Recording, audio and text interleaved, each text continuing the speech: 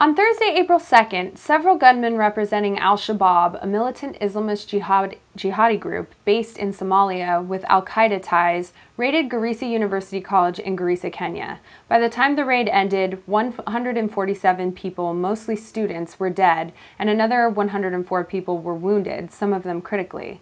The attack began prior to sunrise when the gunmen entered a Christian prayer service where they killed several people and took others hostage. Next, they entered the dormitories and hostels, where the onslaught continued for several hours. According to some reports, the gunmen made a conscious effort to spare Muslim students. In the wake of the attacks, Kenyan officials issued wanted dead or alive posters offering a reward for just over 200,000 American dollars for Mohammed Mahmoud. But they did not stipulate what connection he may have had with the attacks.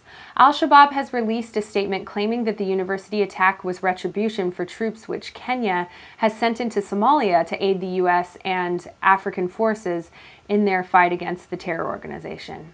This aggression, however, is not isolated.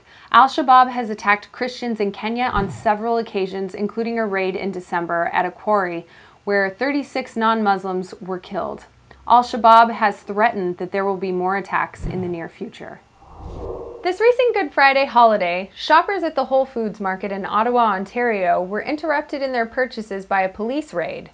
The reason for the raid is that by being open on the Christian high holiday, Whole Foods was in violation of a provincial law which requires most businesses to close so that employees can spend the day with families, coloring eggs, and practicing their devotions. For most businesses, the fine for a first offense is $500, $2,000 for a second offense, while third or subsequent offenses elicit a $5,000 fine. However, for retail outlets like Whole Foods, fines can be the higher of $50,000 or the entire day's receipts. Many consider the law outdated, while others find it discriminatory.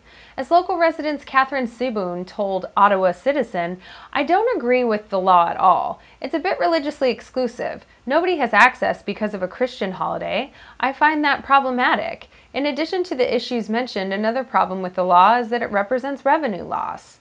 Shoppers who can't go to their favorite stores on the designated days can often still shop in nearby communities which don't have the law and buy stores in tourist areas which are exempted from the rules."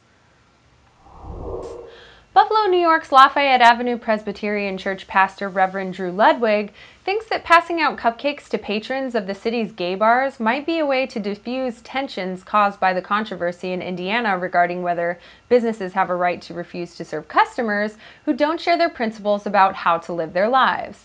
In what seems like the equivalent of placing #NotAllChristians at the end of a Twitter message, this appears like a fairly hopeless gesture. Yet, from such Twitter messages, big movements have been formed, so who are we to say that it isn't worth a try? In point of fact, a tweet stream has already occurred around the event, and if one is curious, he or she can easily search Twitter for #ChristianCakeMob to see how the event turned out, and what, if any, follow-on events might take place. The group's goal was to distribute 500 cupcakes, and some volunteer cake makers also got fairly creative with their efforts. Most of the reaction of Twitter thus far seems to be positive, and the Twitter stream includes pictures of the fancier cupcakes as well as the happy faces of those receiving them. Who knows, perhaps the concept will even reach the state of Indiana one day.